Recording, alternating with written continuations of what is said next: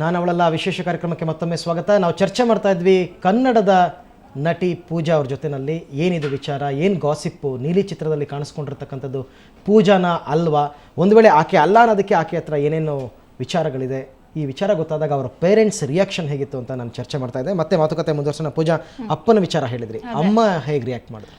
ಅಮ್ಮ I am all the time with ಅಮ್ಮ ನನ್ನ ಶೂಟಿಂಗ್ ಟೈಮ್ ಅಮ್ಮನೇ ಬರೋದು. ಇತ್ತೀಚೆಗೆ ಏನಾಯ್ತು, ಅದಕ್ಕೆ ನನಗೆ ಜಾತಕದಲ್ಲಿ ಬಿಲೀಫ್ ಇಲ್ಲ ಅಂತ ಹೇಳೋದು. ಯಾಕಂದರೆ ಅಜ್ಜ 88 ಇದ್ದಿದ್ದು, ಅಜ್ಜಿ was 5 years younger than him. ಆವಾಗ ಜಾತಕದಲ್ಲಿ ಹೇಳಿದ್ರು, ನೋಡಿ ಮೇಡಮ್ 88 ಆದಮೇಲೆ ಅವ್ರಿಗೆ ಜೀವ ಯೋಗ ಇಲ್ಲ ಅಷ್ಟೇ, ಹಿಲ್ ಪಾಸ್ ಅವೇ ಅಂತ ಹೇಳಿ. ಅಮ್ಮ 88 ಇದ್ದಾಗ ಹೋಗಿದ್ದು, ಅಜ್ಜಂಗೆ 88 years ಇದ್ದಾಗ. ಇವಾಗ 95 ಆಗೋಗ್ಬಿಟ್ಟಿದೆ. ಎಷ್ಟು ಚೆನ್ನಾಗಿದ್ದಾರೆ ಗೊತ್ತಾ, ರಾಗಿ ಮುದ್ದೆ ತಿನ್ಕೊಂಡು.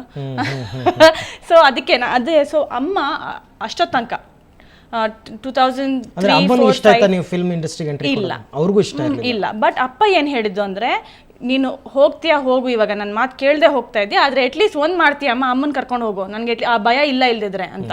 I said okay fine, I'll take ಅಮ್ಮ ಅನ್ಕೋ. ಸೊ ಅಮ್ಮ ಯಾವಾಗಲೂ ಇದ್ದಿದ್ದು ಒಂದು ಆಫ್ಟರ್ 3 years ನಾನು ಎಸ್ಟಾಬ್ಲಿಷ್ ಮಾಡಾದ್ಮೇಲೆ ಅಮ್ಮ ವೆಂಟ್ ಟು ಶ್ರೀಲಂಕಾ. ಬಟ್ ಅಮ್ಮ ನಾನು Sri Lanka, I use to go to Sri Lanka and come back, because ಶ್ರೀಲಂಕಾದಲ್ಲಿ ಒಂದು 5 films ಮಾಡಿದ್ದೀನಿ. All of them super duper hits. ತಮಿಳಲ್ಲಿ ಅಷ್ಟೊಂದು ಸೂಪರ್ ಡೂಪರ್ ಹಿಟ್ಸ್ ಆಗಿಲ್ಲ, ಬಟ್ ಶ್ರೀಲಂಕಾದಲ್ಲಿ all my films have become super duper hits. So ಅಮ್ಮ ಆ್ಯಂಡ್ ಅಪ್ಪ ಏನೇ ಹೇಳೋದು, ಬ್ಯಾಲೆನ್ಸ್ ಮಾಡ್ಕೊಂಡ್ರು. ಅಪ್ಪ ವಾಸ್ ನಾಟ್ ಇಂಟ್ರೆಸ್ಟೆಡ್, ಅಮ್ಮ ಟೋಲ್ಡ್ ಅಪ್ಪ ಪರವಾಗಿಲ್ಲ, ನಾನು ಇದೀನಿ ಮಗಳ ಜೊತೆ, you don't have to worry ಅಂತ. ಅಲ್ಲ ಅಂದ್ರೆ ನಾನು ಕೇಳಿದ್ದು, ಈಗ ಸಾಮಾನ್ಯ ಇಂಥ ವಿಚಾರಗಳು ಮಾಧ್ಯಮದಲ್ಲಿ ಬಂದಾಗ ಎಲ್ರಿಗೂ, ಯಾವುದೇ ಪೇರೆಂಟ್ ಆದ್ರೂ ಬೇಜಾರಾಗುತ್ತೆ. ಆದ್ರೆ ನಿಮ್ಮ ಪೇರೆಂಟ್ ನಿಮಗೆ ಬೆನ್ನೆಲುಬಾಗಿ ನಿಂತ್ಕೊಂಡ್ರೆ, ನಿಮ್ಗೆ ಸಪೋರ್ಟ್ ಮಾಡಿದ್ರೆ ಅವಾಗ ಅಂತ ನಾನು ಕೇಳ್ತಾ ಇರೋದು. ಯಾವಾಗ ಈ ವಿಚಾರಗಳು ಬಂದಾಗ ನನಗೆ ಗೊತ್ತಮ್ಮ ಅದು ನೀನಲ್ಲ ಅಂತ ಅನ್ಬಿಟ್ಟು ನೀನ್ ತಲೆ ಕೆಡಿಸ್ಕೊಳ್ಬೇಡ ಅಂತ ಹೇಳಿದ್ರ? ಅದು ಅಮ್ಮ ಹೇಳಿದ್ದು 6 ವರ್ಷದಿಂದ. ಯಾಕಂದ್ರೆ ಅಮ್ಮಗ್ ಮಾತ್ರ ನಾನು ಹೇಳ್ದೆ. ಈಗ ಇದು ಕನ್ನಡ ಮೀಡಿಯಾಗಳಲ್ಲಿ ಕಾಣಿಸ್ಕೊಂಡ ಖಂಡಿತವಾಗಿ ನಾನು ಇವಾಗ ನಿಲ್ತಾ ಇರೋದು, because I have my backbone, my father standing behind me and saying, ನೋಡು, we all know it's not you. ಒಂದು ವಿಷಯ, ಒಂದ್ ವೇಳೆ ಯಾರು ಬೇರೆಯವರು ಇದ್ರ ಬಗ್ಗೆ ಯೋಚನೆ ಮಾಡಿ, ನಾಳೆ ನೀನು ನಾನು ಸುಮಾರು ಬಸ್ಸಲ್ಲಿ ಹೋಗೋದು, ಯಾವಾಗ್ಲೂ ಬಸ್, ನನಗೆ ಕನ್ನಡ ಓದ್ಲಿಕ್ಕೆ ಬರುತ್ತೆ. ಸೊ ನನಗೆ ಬಸ್ಸಲ್ಲಿ ತುಂಬಾನೇ ಅನುಕೂಲ.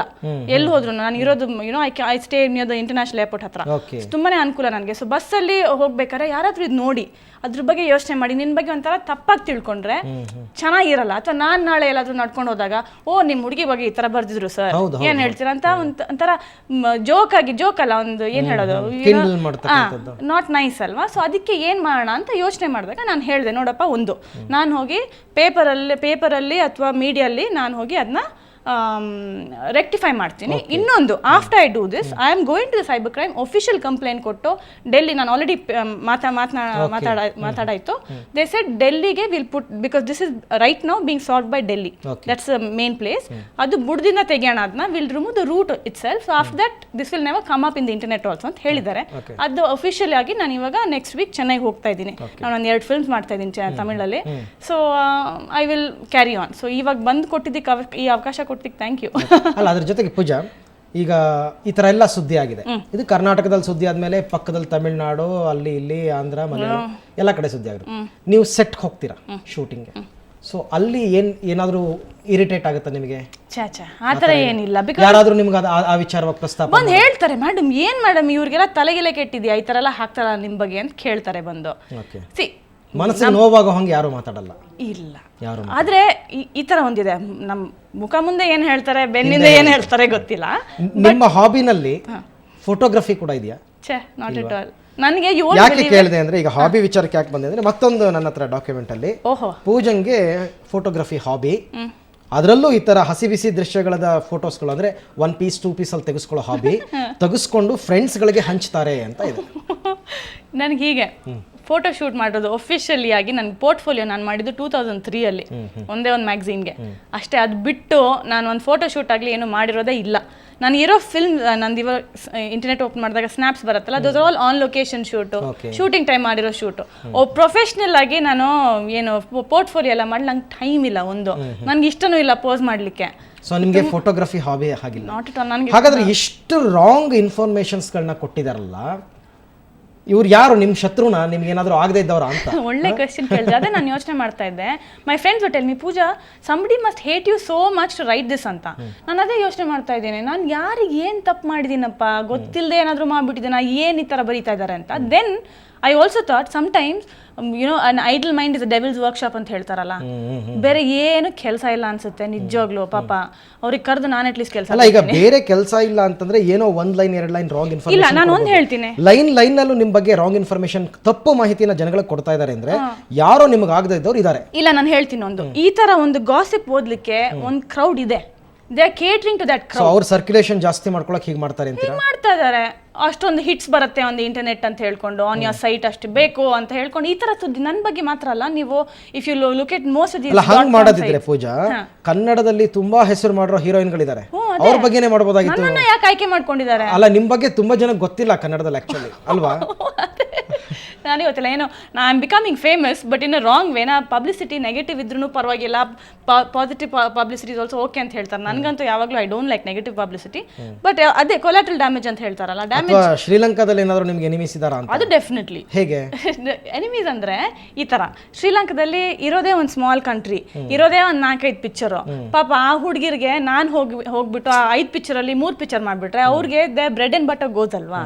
ಅವರು why are you bringing an Indian girl? ನಮಗೆ ಇಂಡಿಯನ್ ಗರ್ಲ್ ಬೇಡ, ನಮ್ಗೆ ಆಗಲ್ವಾ ಅಷ್ಟು ಚೆನ್ನಾಗಿ ಇದು ಮಾಡ್ಲಿಕ್ಕೆ, ಆಕ್ಟಿಂಗ್ ಮಾಡ್ಲಿಕ್ಕೆ ಅಷ್ಟು ಚೆನ್ನಾಗಿ ಮುಖ ನಮ್ಗಿಲ್ವಾ, ನಮಗೂ ಮಾಡ್ಲಿಕ್ಕೆ ಸಾಧ್ಯ ಅಂತ ಹೇಳಿ ನಾನು ಬಂದಾಗ ಶ್ರೀಲಂಕಾಗೆ ತುಂಬಾನೇ there was a lot of ವಿರೋಧ. ಅಂಡ್ ಒಂದು ಹೊಸ ಟ್ಯಾಕ್ಸೇ ಹಾಕ್ಬಿಟ್ಟಿದ್ದಾರೆ. ಏನು ಆ ಟ್ಯಾಕ್ಸ್ ಹೆಸರು? ಪೂಜಾ ಟ್ಯಾಕ್ಸ್ ಅಂತೆ. ಯಾಕೆ?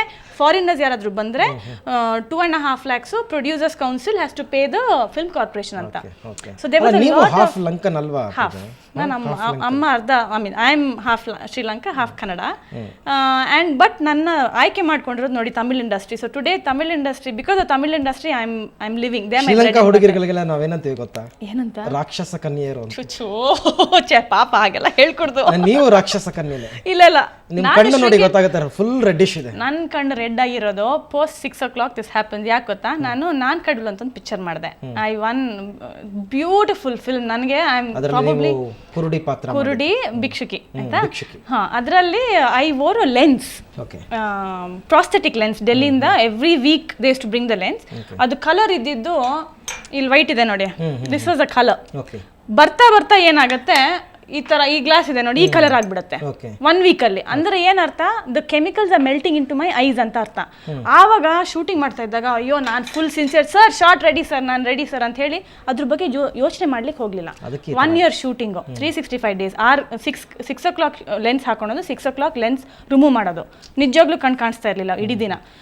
ಅದ್ರಲ್ಲಿ ಏನಾಗಿದೆ ನಂದು, because the chemicals my nerves have gotten damage. So doctor ಏನು ಹೇಳಿದ್ರು, ಏನು ಮಾಡ್ಲಿಕ್ಕಾಗಲ್ಲ, this is after effects, collateral damage ಅಂತ ಹೇಳಿದ್ರು ಡಾಕ್ಟರ್. ಸರಿ, ಬಟ್ ಪರವಾಗಿಲ್ಲ. ನೀವು ಇವಾಗ ನೋಡಿ, ದಟ್ ಇಸ್ ಇವಾಗ ಇದು ಹೋಗ್ತಾ ಇದೆಯಲ್ಲ, ಅದರಲ್ಲಿ ನನಗೆ ಸಿಕ್ಕಿರೋ ಏನು ಹೇಳೋದು ರೆಸ್ಪೆಕ್ಟ್, ನನಗೆ ಸಿಕ್ಕಿರೋ ಹೆಸರು, ಎಷ್ಟು ದುಡ್ಡು ಕೊಟ್ರು I will never be able to buy that. So ಇದೇ ರೀಸನ್ ಹಾಗಾದ್ರೆ. Yeah, so I don't mind. ನನಗೆ ಕಣ್ಣೆರಡು ಹೋಗಿದ್ರು ಪರವಾಗಿಲ್ಲ, ನಾನು ಕಡ್ಬಲ್ ಮಾಡಿದ್ದು ನಾನು ತುಂಬಾ ಲಂಕಾ ಎಫೆಕ್ಟ್ ಏನು ಸದ್ಯಕ್ಕಿಲ್ಲ.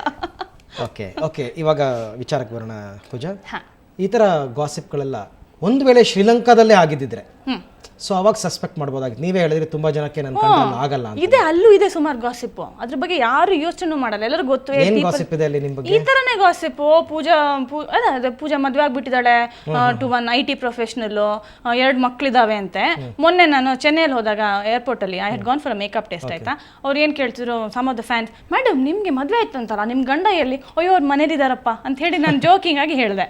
Then I was laughing and explaining to them. ಆಮೇಲೆ ಇನ್ನೊಬ್ರು, ಮೇಡಮ್ ನಿಮ್ಗೆ 2 ಮಕ್ಳು ಅಂತಲ್ಲ, ಎಲ್ಲಿ? ಸರ್ ಅವ್ರು ಸ್ಕೂಲಲ್ಲಿ ಇದಾರಪ್ಪ ಅಂತ ಹೇಳಿ ಇದೆಲ್ಲ ಒಂದು ಜೋಕ್ ಆಗಿ ತಗೊಳೋದು. ಆಮೇಲೆ ಆರ್ಯ ಬಗ್ಗೆ, ಯಾಕಂದ್ರೆ ಆರ್ಯ ಜೊತೆ ನಾನು 4 films ಮಾಡಿದ್ದೀನಿ. On screen chemistry is very good. So Arya ಜೊತೆ ಯಾವಾಗ ಮದ್ವೆ ಮಾಡ್ಕೊಂತೀರಾ ಮೇಡಮ್ ಅಂತ ನಾನು ಅದೇ ಕೇಳ್ತೀನಿ. ಏನ್ ಇವಾಗ ಯಾರನ್ನ ಮದ್ವೆ ಆಗ್ಬೇಕು ಹೇಳಿ? So many gossips, I am having a fair here they. So ಅದೆಲ್ಲ ನಾನು I don't think about it ಅಲ್ಲ. Very simple harmless gossip.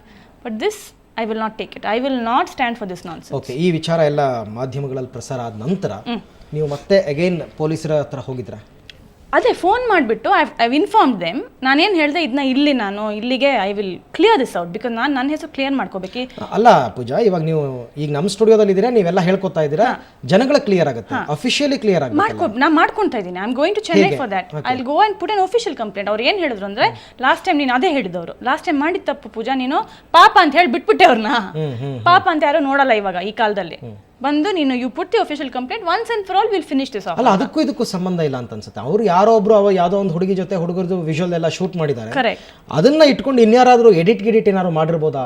ಏನು ಖಂಡಿತವಾಗಿ ಯಾರೋ ಬೇರೆಯವ್ರು ಮಾಡಿದ್ದಾರೆ. ಅವರೇ ಹೇಳಿದ್ರು ಸರ್ ನಾವು ಖಂಡಿತವಾಗಿ ಒಂದು ಹೀರೋಯಿನ್ ಅಂತ ಇಟ್ಕೊಂಡು ನಾವು ಇದು ಶೂಟ್ ಮಾಡಿಲ್ಲ, ಅವ್ರು ಏನೋ ಅವ್ರು ಹೋಮ್ ವಿಡಿಯೋಗೆ ಬೇಕು ಅಂತ ಅವ್ರು ಪರ್ಸನಲ್ಗಾಗಿ ಮಾಡ್ಕೊಂಡಿರೋದು.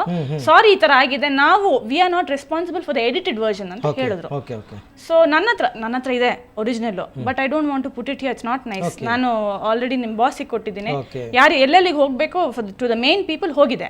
So I am sitting with that confidence ಅಲ್ವಾ. ಸೊ ನೋಡೋಣ, ಐ ಮೀನ್ ದೇವ್ರಿದ್ದಾರೆ, is looking at all this ಅಲ್ಲ. ಏನೋ ಇದಾದ್ಮೇಲೆ ಇದ್ ನಂತರ ಇವಾಗ ಒಂದು ಹೇಳ್ತೀನಿ, ಅಮ್ಮ ವಿಲ್ ಲಾಫ್ ಎಟ್ ದಿಸ್.